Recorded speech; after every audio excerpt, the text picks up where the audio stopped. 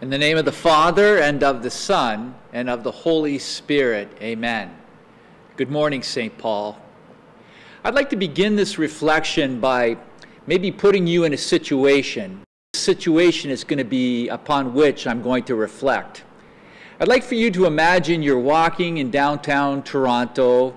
Maybe you're in a little restaurant having lunch, and all of a sudden you notice that the person sitting next to you is a famous actor like Emilio Estevez, or maybe someone like George Clooney.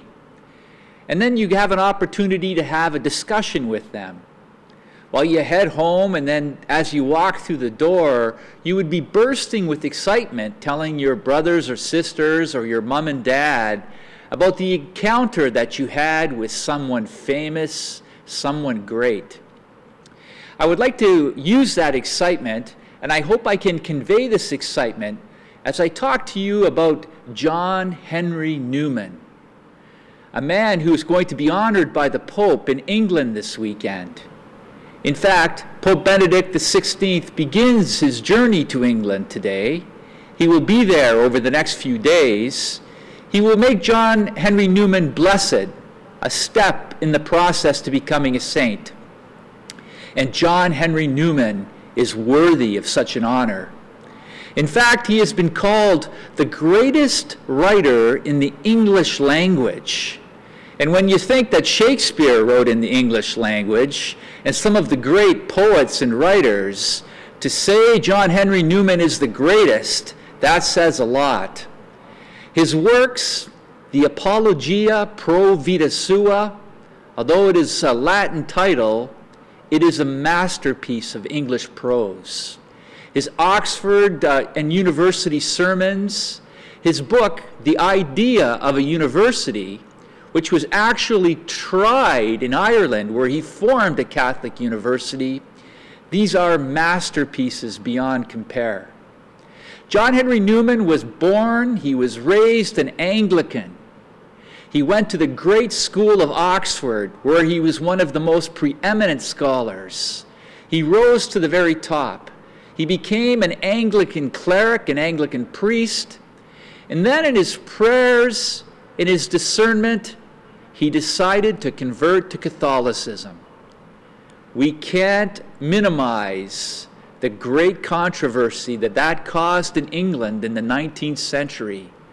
Their great English Anglican theologian became Catholic. There was great dissension and gnashing of teeth.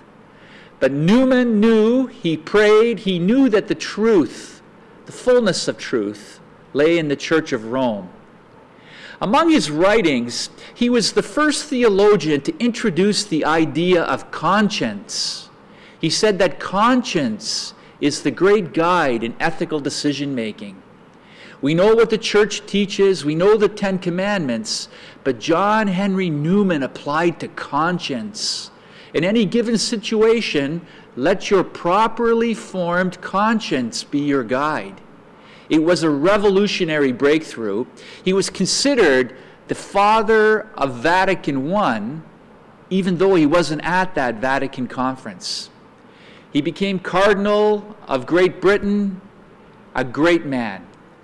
His writings, he also spoke about the iliative sense for understanding God. And he used the analogy, just as a farmer can look out on his fields in the morning, and he or she might know for sure that it was going to rain, based on their experience, based on their understanding of the clouds.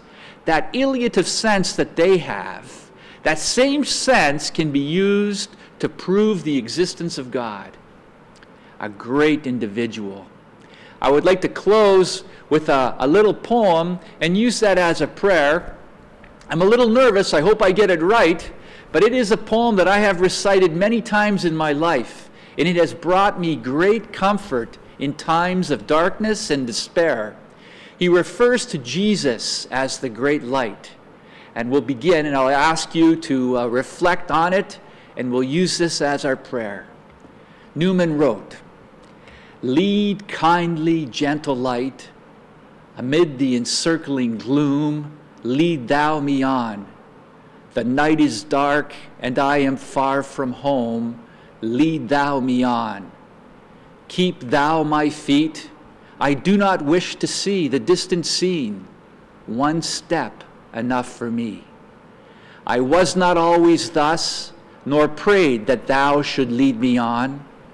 I used to love to choose and see my own path, but now lead me on.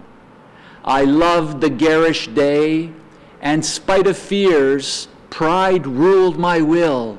Remember not past years. So long thy power hath blessed me, sure it still will lead me on. O'er moor and fen and crag and torrent, until the night is gone. And with the morn, those angels' faces smile, that I have loved long since, but lost a while. We pray that our Pope's journey to England, the complications that it may bring, will be a successful one, and his journey to Scotland later in the week as well. St. Paul, pray for us. In the name of the Father, and of the Son, and of the Holy Spirit, amen.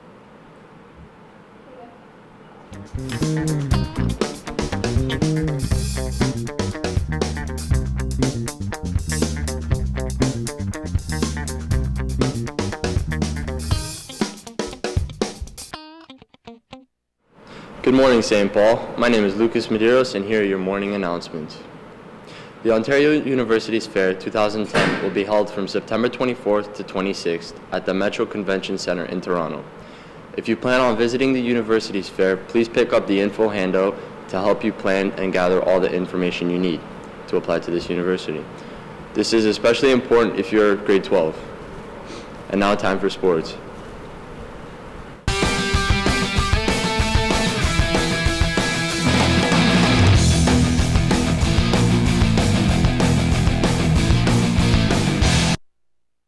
The cross-country team meets scheduled for today has been canceled. However, there will be a practice for all members of the cross-country team today after school at the back field. All members must have their forms and money in by that time. We are still welcoming new members to the team for upcoming competitions. If interested, come out to today's practice. If it rains, please meet in the weight room. If you cannot attend, see Ms. Bueno or Ms. Gazzaro immediately. That's it for your morning announcement, St. Paul. The song of the day is DJ Got Us Falling in Love Again by Usher, featuring Pitbull. And have a great long weekend, St. Paul.